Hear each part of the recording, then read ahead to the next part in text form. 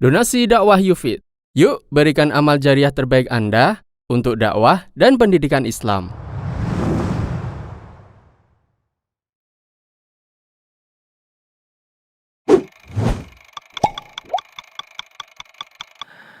Nabi SAW memberikan acuan, namun acuan ini beliau sampaikan sifatnya hanya sebagai bentuk saran kepada kaum muslimin agar mereka bisa lebih hati-hati. Ada dua hadis yang bisa kita jadikan sebagai acuan dalam mencari harta. Yang pertama adalah hadis dari Nu'man bin Bashir radhiyallahu anhuma. Dalam hadis dari Nu'man bin Bashir, Rasulullah sallallahu alaihi wasallam menjelaskan tentang pembagian harta.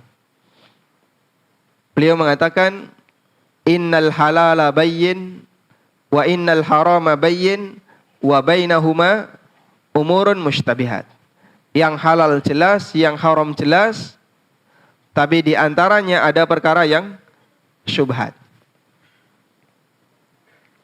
Sebagai hamba yang beriman, tentu kita akan meninggalkan yang haram. Dan kita membatasi diri dengan yang halal. Kemudian yang jadi masalah adalah bagaimana sikap yang tepat bagi kita ketika ada yang syubhat. Nabi SAW menekankan, kalau kamu berhadapan dengan yang syubhat, agar kamu selamat, tinggalkan semuanya. Karena itu dalam lanjutan hadis beliau mengatakan, wa bainahuma umurun mushtabihat la ya'lamuhunna katsirun minan nas. Jarang orang mengetahuinya. La ya'lamuhunna katsirun minan nas. Jarang orang yang bisa memahaminya. Yang dimaksud sedikit orang yang mengetahuinya, maknanya adalah dia tidak mengetahui mana batasan halal haram, sehingga ketika dia masuk dalam perkara yang syubhat, bisa dipastikan dia akan mengambil yang haram. Atau makna yang kedua, yang dimaksud jarang orang mengetahuinya adalah jarang orang yang menyadari dampak buruk dari harta yang syubhat. Karena harta yang syubhat ini bisa memicu kecanduan untuk mengambil yang haram. Karena itu Nabi SAW meminta, ketemu seperti ini, ketemu yang syubhat, jangan cari alasan untuk membolehkannya.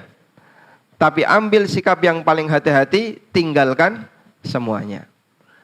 Sehingga beliau sarankan, famanittaqash syubuhati faqad istabra'a lidinihi wa 'irdi.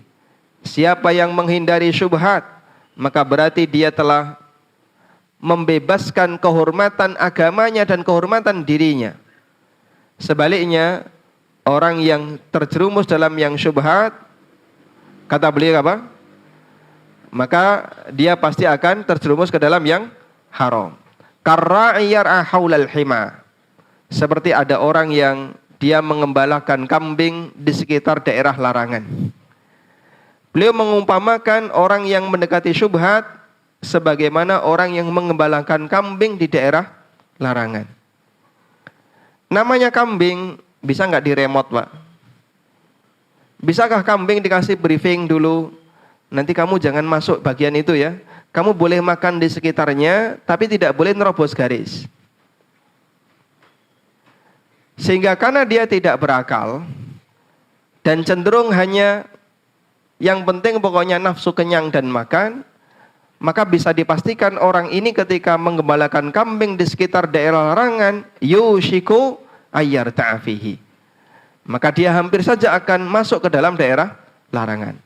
Seperti itu pula hawa nafsu manusia. Dia bisa jadi menyatakan, insya Allah saya aman dari yang haram. Syubhat ini nanti akan saya pilih. Mana yang kira-kira boleh saya ambil, yang nggak boleh saya tinggalkan. Sekarang coba buktikan. Begitu hawa nafsu itu sudah melihat sesuatu yang menarik baginya, maka dia seperti kambing. Yushiku ayyar ta'afihi. Di saat itulah, maka dalil nuraninya dan berbagai macam keinginannya untuk meninggalkan yang haram tertutupi disebabkan karena dorongan hawa nafsu. Pasti dia akan terjumus ke dalam yang haram.